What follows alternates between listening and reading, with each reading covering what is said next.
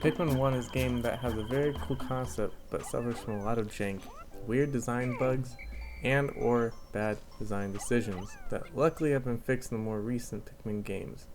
But the original is hard to come back to. Now, I'm not going to sit here and complain too much because the original Pikmin was made way back in 2001 and was the first game in the Pikmin franchise, so it was bound to have at least some bugs and polish issues. 24 years later, this problem will be solved by Pikmin Squared.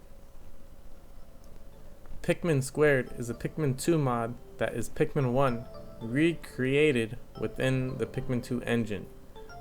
So technically it's a Pikmin 2 mod and is made by Pikhacker using the Pikmin 2 ISO. And it does seem like it has a lot of work put into it. It has been a while since I've played the original Pikmin 1 or Pikmin 2, so everything kind of blends in together. The mechanics, it's hard to tell which mechanics were quality of life improvements and which were the original legacy mechanics from Pikmin 1, but that's probably for the better, because everything works smoothly and seamlessly together. Any Pikmin veteran should be excited to hear about this mod if you've ever played Pikmin 1 and then ever played a sequel to it. So to start off, there are some extra menu options. The widescreen setting would be cool if it worked, and I've seen videos of it working for other people, but for me it doesn't seem to work and does a weird aspect ratio changes between cutscenes and even in-game cutscenes. So I just turned it off. You can also have the carry fractions change to match the switch ports now, which I didn't ever really take any notice of in the past and future games, but it's a good quality of life feature to keep everything consistent. Now once you get into the game, you start to notice a lot of changes. The text boxes are recreated, making them smoother than the original Pikmin, which could be slow even while attempting to skip through. Pikmin now don't take forever to sprout out of the ground, although I feel like they do take a tad longer than from what in Pikmin 2, because in Pikmin 2 it's not instant either. Like, I'm pretty sure Pikmin 3 and 4, basically the second they touch the ground you can pluck them even if they haven't sprouted, but it's hard to tell. Even going back and comparing the two, it seems pretty similar. If not, maybe Pikmin Squared is a little bit longer. They also updated some of the UI elements, like the end of day screen, and now you have a mini Piklopedia, and you can go back and read the journal logs on the map screen, which is a pretty cool touch. Now once you get playing, one of the first changes that is immediately noticeable in terms of gameplay is how the yellow Pikmin interact with bomb rocks. In the original game, when you would throw a yellow Pikmin holding a bomb rock, if you whistled them back, they will always drop the bomb rock. You could prevent this by running into them to get them back into your party, but this was slightly unintuitive and could leave you in a bad situation if you threw a yellow with a bomb rock in a spot not easy or impossible to walk to, or if you forgot that you threw them instead of dismissing them, causing them to drop a bomb rock and blowing up your entire party. In Pikmin Squared, the system is overhauled. When you throw a Pikmin, they have a spicy spray visual indicator showing the bomb rock is active and will be dropped if you whistle the Pikmin, but after a few seconds it goes away, in which case they will act like a normal dismissed Pikmin and can safely be called back without blowing everybody up. Some other notable quality of life changes are that Pikmin are much more responsive to being whistled, and while dismissed no longer go pale, which I personally was never a fan of in the original Pikmin. So after playing this mod, I can confidently say that this is the most definitive way to enjoy Pikmin 1, as it is basically the base game with quality of life improvements from Pikmin 2. I don't think I encountered a single glitch, and I was able to replicate everything that I've seen people do in speedruns, like saving Pikmin by pushing them in water. So Pikmin 1 mechanics that I'm pretty sure are missing from Pikmin 2 still do appear to work. That being said, this mod does have more to offer than just the definitive way to play Pikmin 1.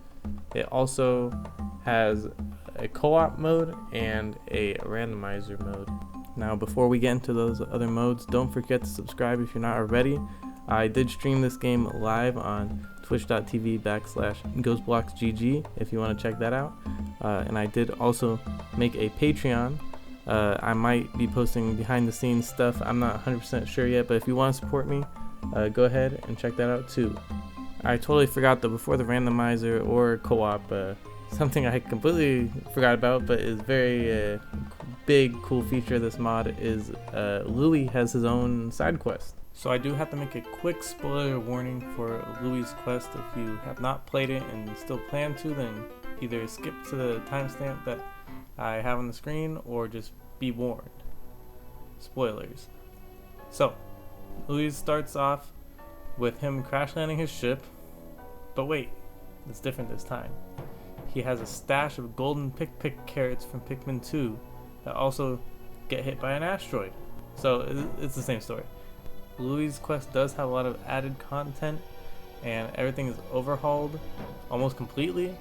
They reused the maps from Pikmin 1 similar to how they did in Pikmin 2, but unlike Pikmin 2, they actually did change like the environments and some of the stages, like the Distant Spring is a desert and the Forest of Hope is like a swamp. Speaking of the maps, I don't know how common of an experience this is going to be for people, but I had multiple instances where I thought I had softlocked myself.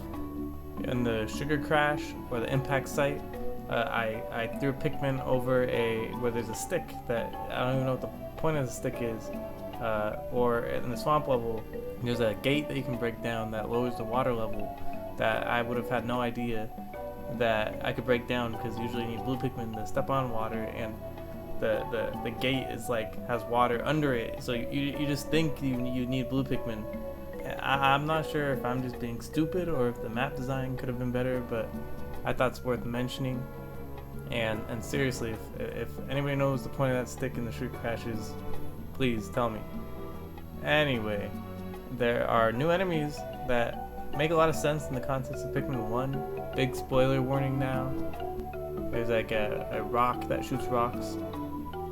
There's a buff version of Puffstool called the Truffle Puff, I believe, which is like what the Puffstool should be, honestly. Decorated Cannon Beetle.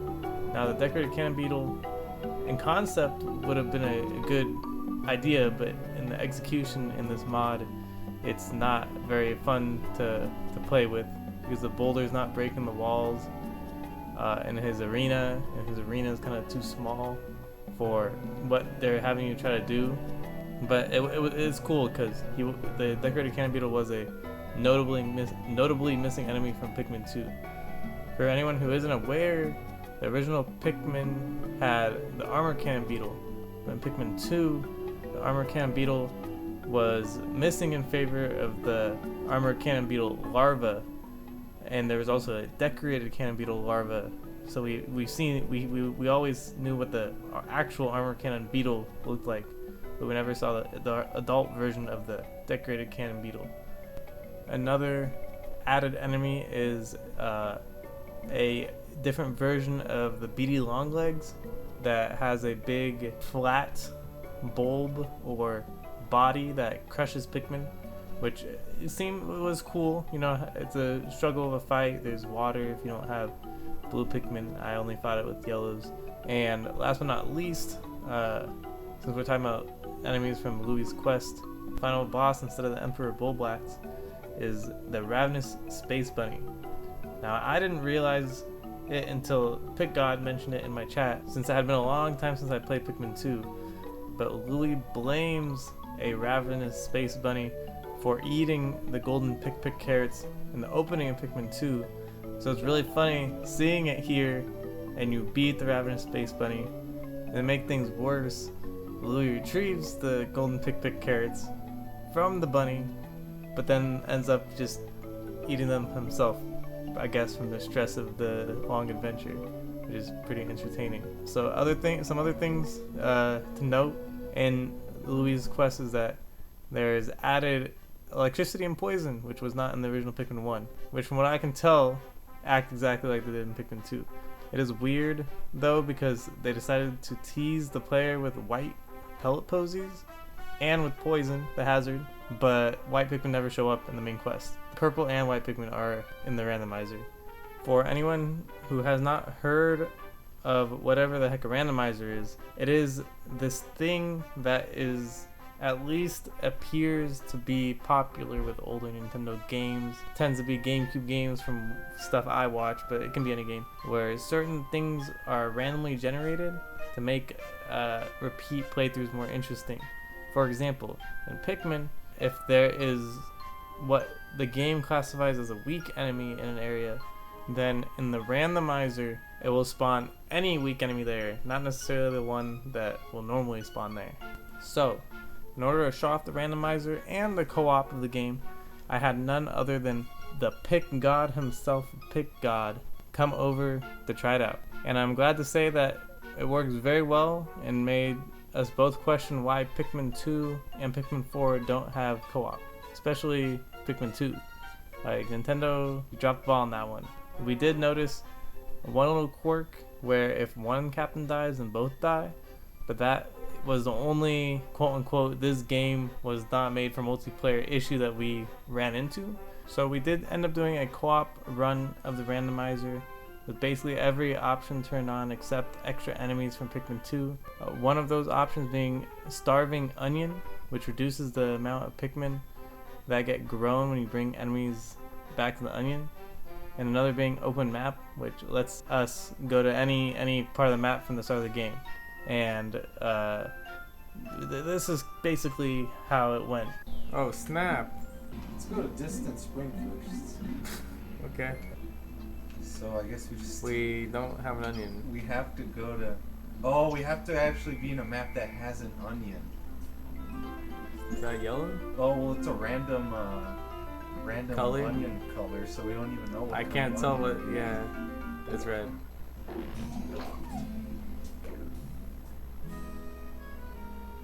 Okay, well, that answers that. It must have not been blue.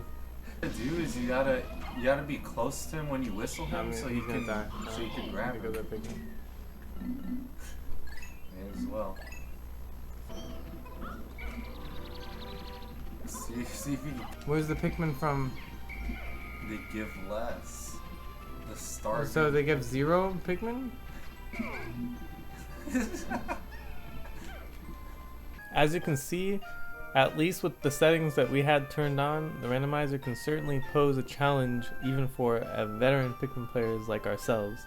But at least with the Candy Pot Bud, we were able to convert our starting Pikmin to purple, which could actually carry enough weight to yield more Pikmin, because I don't think anything that one Pikmin can hold would be able to make Pikmin with the Starving Onion on.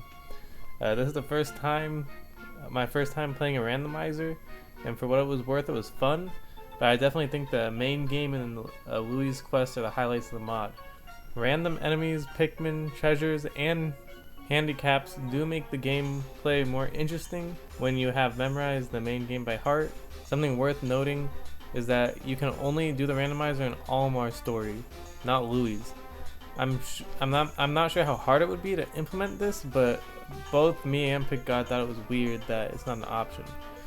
But overall, I would recommend to anybody who has a buddy to play Pikmin with to try out the co-op. It's a lot of fun, works really well, and should be in every Pikmin game. This mod was overall really well made, and I will link in the description to download Pikmin Squared. And remember, if you haven't already, please subscribe.